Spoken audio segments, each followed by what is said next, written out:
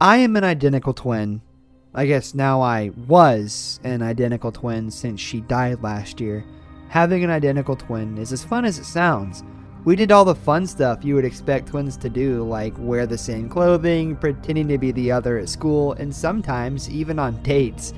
We always wished one of us was good in math and the other English so we could take tests for each other, but we were both terrible in math. We even share the same DNA, so we always joked we could get away with murder since there would be no conclusive DNA evidence to prove who did it. The best part about being a twin is the connection. Some people call it twin telepathy. This is when as twins you can basically read each other's thoughts, feel when the other twin may be hurt or upset, or sometimes just finishing each other's sandwiches. That was a joke between me and my sister, always saying sandwiches instead of sentences. We have told it since we were 7, and even now it's still funny to us. But just imagine, from the time you are conceived, you already have your best friend for the rest of your life. You have the same birthday. You talk to each other before you can even say a word.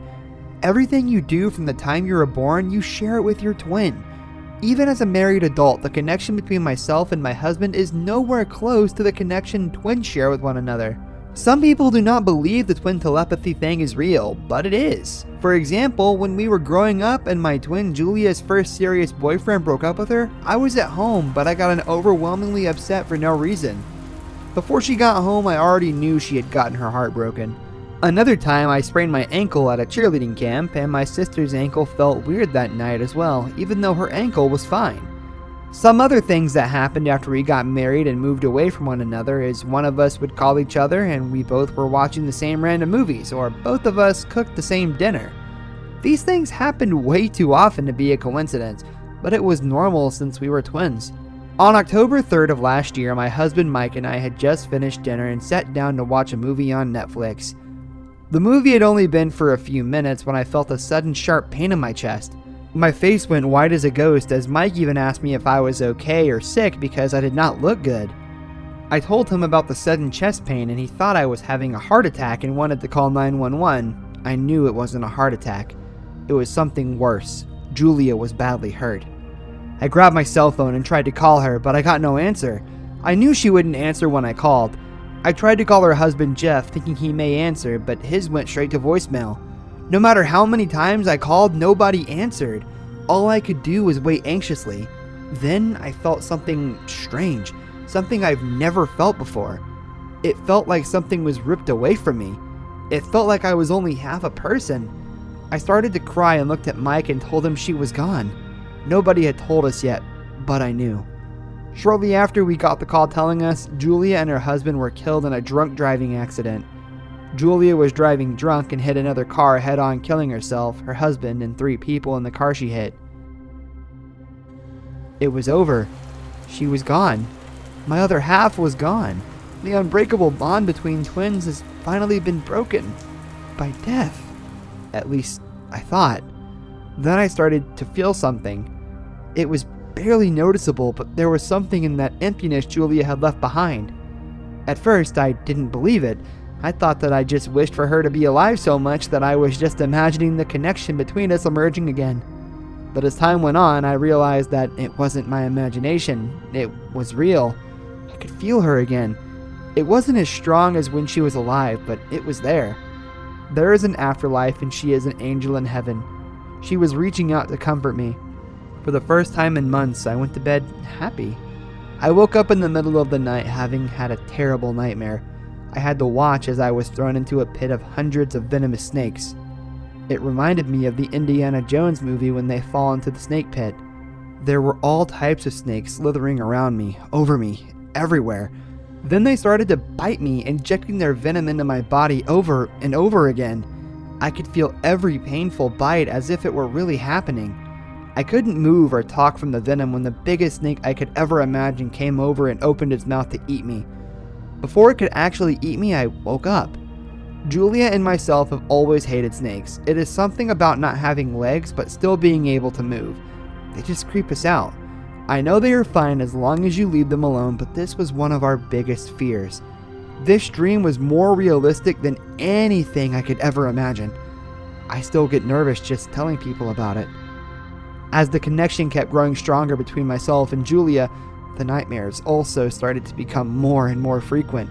In every nightmare, I was just someone watching what was happening to me, like watching a horror movie of myself. One night I was being burned alive in a burning building.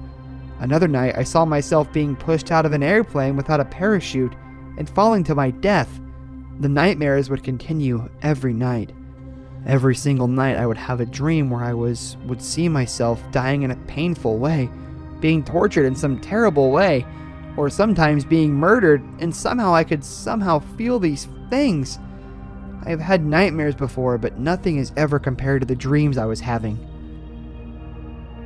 The connection between me and Julia almost felt like it was before she died, but it was different. It wasn't the normal twin connection we had. It was always the same sense I would get when she was in trouble or hurt. Something was terribly wrong. Maybe that is why I was having nightmares. Last night, the nightmare was different than the others. It was another nightmare as usual. I was being chased by some men with machetes. The nightmare started in the middle of the story, and I was being chased. I ran through a house and slammed the door shut and locked it to slow them down. I looked out toward where I was watching, and I heard myself say, "Jayla, help me! Save me, please!" It suddenly hit me. That was Julia, not me. I tried to run to help her, but I wasn't able to do anything but watch. I yelled out her name, but she could not hear me. All I could do was watch as the men chased her down and brutally killed her again.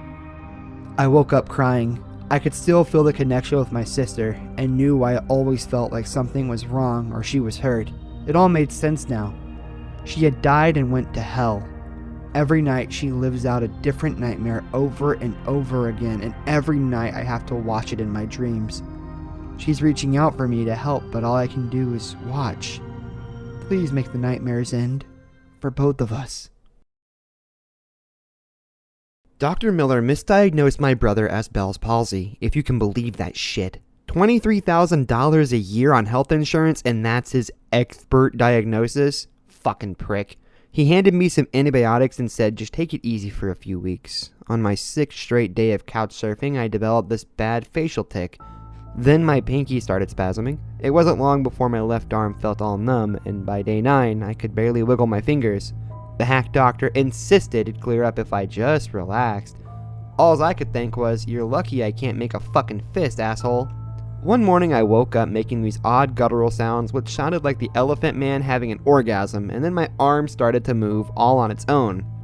Soon I was saying complete words I didn't mean to. My wife, Maria, got worried, said she'd never heard me swear, that it was completely out of my character. My mouth called her a stupid bitch. She took our 6-year-old daughter and went to stay with a friend so I could be alone with zero pressure. 2 days passed. 1 minute I'm listening to whale songs on YouTube, curtains drawn. Next, my right pinky finger started to sting. I looked down and watched my left hand peel off a nail all the way down to the bed. I raced into the kitchen to call the doctor, but before I could answer, I snatched the phone away from myself and hurled it into a wall. Then I curled a fist and punched myself in the right eye. Lying on the floor, I said, "What the—" "Hello, Daniel," a cold voice replied. The words came out of my mouth, but it felt like before, like I'd said them without meaning to. I clambered to my feet and leaned close to a wine cabinet with a glass front. There was a giant welt above my right eye the size of a golf ball, swelling it shut. "Who said that?" I shouted. My neck cranked to the left. Then my reflection replied, "What's the matter, Daniel? Don't remember me?" I tilted right. "What is this? What's going on?" Back to the left. "Oh, of course. I almost forgot. You don't know me, but I sure as shit know you." In the glass, one side of my face looked calm and composed, while the other half was like a man on death row. "Who the hell are you?" I snapped. "Swearing, Daniel. Really? Tisk, tisk." Half of me chuckled. "What would Maria think?" "How do you know about Maria?" "Because I know everything about you, Daniel. I've been here since the beginning. Watching. Waiting." "What do you mean, since the beginning?" My expression darkened. "There was a time when it was the two of us swimming happily in Mom's womb, but greedy little Daniel couldn't learn to share. Couldn't stand not being the center of attention, even before we were fucking born." I gasped. "You mean—" "That's right. I'm your twin who never got a chance at life. You absorbed me before I'd even taken my first breath, but I survived. In here. He poked our left temple. For 33 years, I've been a gleam in your eyes, spending my life trapped inside oblivion. But now I'm out.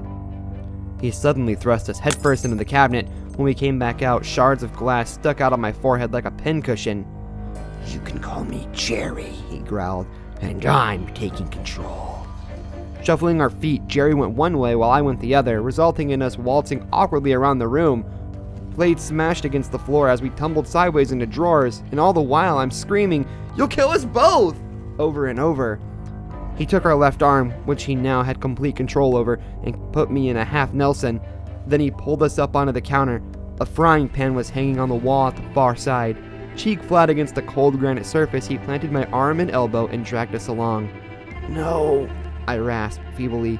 He grabbed the pan and aimed it backward, then he made us straighten up and brought it down in a shining arc.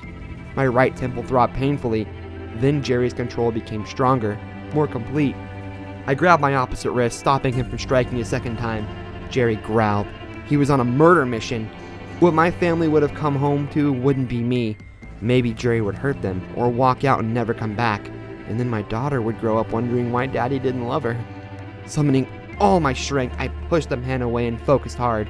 It was still my body. I was the one in control. I forced my hand to angle the pan away from my right temple towards the left. Jerry screamed, "No!" as the blunt object connected with a hollow ring. I struck a second time, and then he was no more. By the time my wife got back, the mess in the kitchen was all cleaned up. She saw my bandages and freaked, but I explained how I just slipped down some stairs and was completely fine. Then I said I had fantastic news. I smiled with both sides of my mouth and juggled the oranges in the fruit bowl. I told her some time alone was all I needed, and that things were going to be fine. We kissed. So there you go. Happy ending, right? Well, the story's not quite finished. I've got a confession to make. I pulled a little sneaky on ya. What I told you was mostly true. All that stuff about the twins, the shitty doctor, how only one brother survived the scuffle in the kitchen. Just not the one you thought. As I type this, Daniel's daughter is stretched across my lap watching DuckTales on an iPad. Marie is working in the study. I'd planned to clear out the joint checking account and hightail it to Tawana the second I took over. But honestly, watching Daniel's happy family for all those years made me slightly jealous. Once I got out, I decided to stick around for a little while, and before long I was thinking, hey, this ain't half fucking bad. Turns out, so long as I curb the foul language, nobody can tell Daniel and me apart. His life fits like a comfortable glove. I think I'm gonna keep it.